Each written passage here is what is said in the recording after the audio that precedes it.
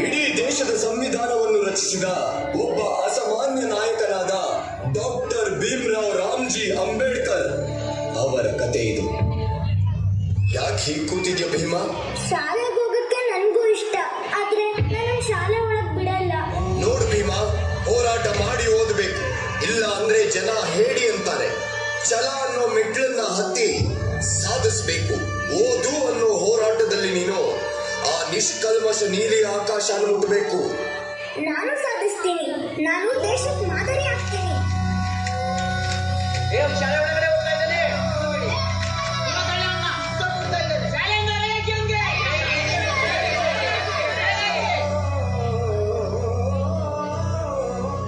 ಪುಸ್ತಕ ಅಂದ್ರೆ ನನಗೆ ಇಷ್ಟ.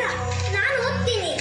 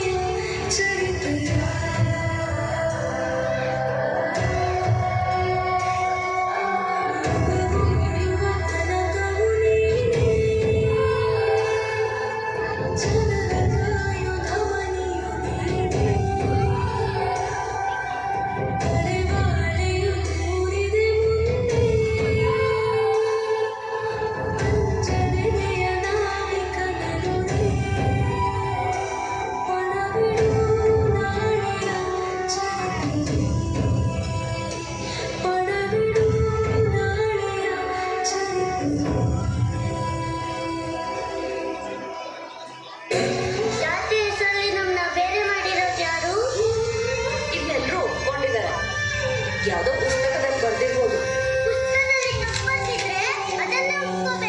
ಒಂದಿನ ನಾನೇ ಪುಸ್ತಕ ಬರೀತೀನಲ್ಲ, ಆಗ ಇದೆಲ್ಲ ಸರಿ ಮಾಡ್ತೀನಿ.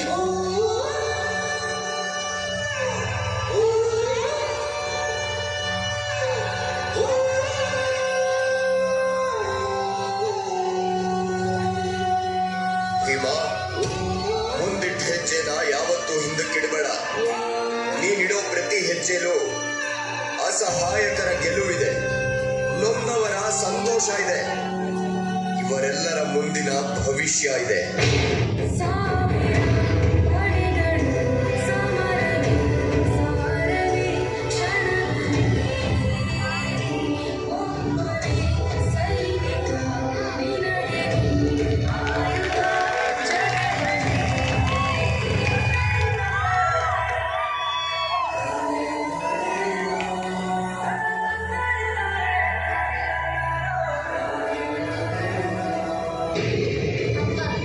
ಮುಂದೆ ನಾನು ಎಂತ ಕೆಲಸ ಮಾಡ್ತೀನಿ ಅಂದ್ರೆ ಎಲ್ರೂ ಸಮಾನವಾಗಿ ಬದುಕಬೇಕು, ಎಲ್ರಿಗೂ ನ್ಯಾಯ ಸಿಗೋ ತರ ಮಾಡಿ, ಎಲ್ರೂ ಭಯ ಇಲ್ಲದೆ ಬದುಕೋ ತರ ಮಾಡ್ತೀನಿ.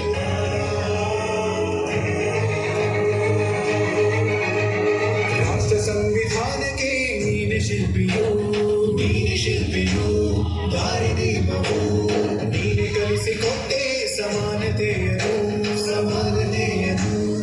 ಏಕತೆಯನ್ನು.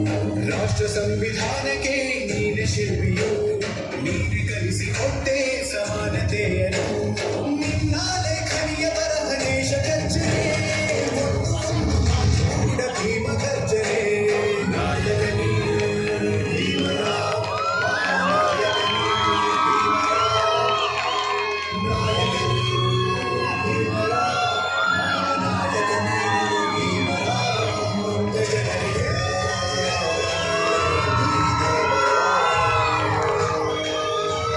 ಜನಗಳಿಗೆ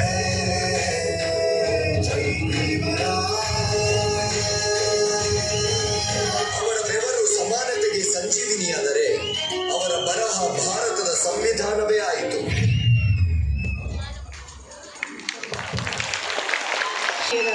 ಕನಸು ನಮ್ಮ ಸಂವಿಧಾನ ಶಿಲ್ಪಿ ಡಾಕ್ಟರ್ ಬಿ.ಆರ್. ಅಂಬೇಡ್ಕರ್ ಅವರ ಯಶೋಗಾಥೆಯನ್ನು ಸಾದರಪಡಿಸಿದಂತಹ ಲೇಖಿ ಕೇಂಬ್ರಿಡ್ಜ್ ಶಾಲಾ ವಿದ್ಯಾರ್ಥಿಗಳನ್ನ ಸನ್ಮಾನಿಸಲು ವೇದಿಕೆ ಮೇಲೆ ಆಗಮಿಸ್ತಾ ಇದ್ದಾರೆ ತಾಲೂಕು ದೈಹಿಕ ಶಿಕ್ಷಣಾಧಿಕಾರಿಗಳಾದ